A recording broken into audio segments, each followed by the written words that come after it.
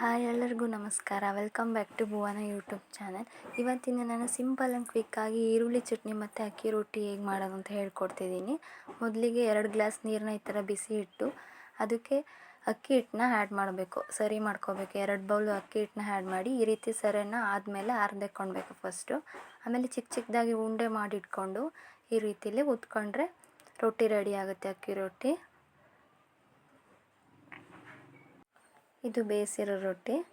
ಆಮೇಲೆ ಈರುಳ್ಳಿ ಚಟ್ನಿಗೆ ಒಂದು ಜಾರ್ಗೆ ಈರುಳ್ಳಿ ಕಟ್ ಮಾಡಿ ಹಾಕ್ಕೊಂಡಿರೋದು, ಒಣಮೆಣಸಿನ್ಕಾಯಿ, ಬೆಲ್ಲ ಮತ್ತು ಸಾಸಿವೆ, ಮೆಂತೆ, ತೊಳೆದಿಟ್ಕೊಂಡಿರೋ ಹುಣಸೆಹಣ್ಣು, ಉಪ್ಪು ಹಾಕಿ ಮಿಕ್ಸಿ ಮಾಡ್ಕೋಬೇಕು, ನೀರು ಆ್ಯಡ್ ಮಾಡ್ಕೊಂಡಿದ್ದಕ್ಕೆ.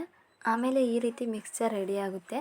ಚಿಕ್ಕದಾಗಿ ಈರುಳ್ಳಿನ ಹೆಚ್ಚಿಟ್ಕೊಂಡು ಒಂದು ಬಾಣಲಿಗೆ ಎಣ್ಣೆ ಹಾಕ್ಕೊಂಡು ಅದನ್ನು ಮಿಕ್ಸ್ಚರ್ನ ಆ್ಯಡ್ ಮಾಡಿಕೊಂಡ್ರೆ ಚಟ್ನಿ ರೆಡಿ ಆಗುತ್ತೆ. ಸ್ವಲ್ಪ ಖಾರ ಅನಿಸಿದ್ದಕ್ಕೆ ಬೆಲ್ಲ ಆ್ಯಡ್ ಮಾಡಿದ್ದೀನಿ. ಮತ್ತು ಅಕ್ಕಿ ರೊಟ್ಟಿಗೆ ತುಂಬ ಒಳ್ಳೆ ಕಾಂಬಿನೇಷನ್. ನೀವೆಲ್ಲರೂ ಒಂದು ಟೈಮ್ ಟ್ರೈ ಮಾಡಿ, ತುಂಬ ಚೆನ್ನಾಗಿದೆ.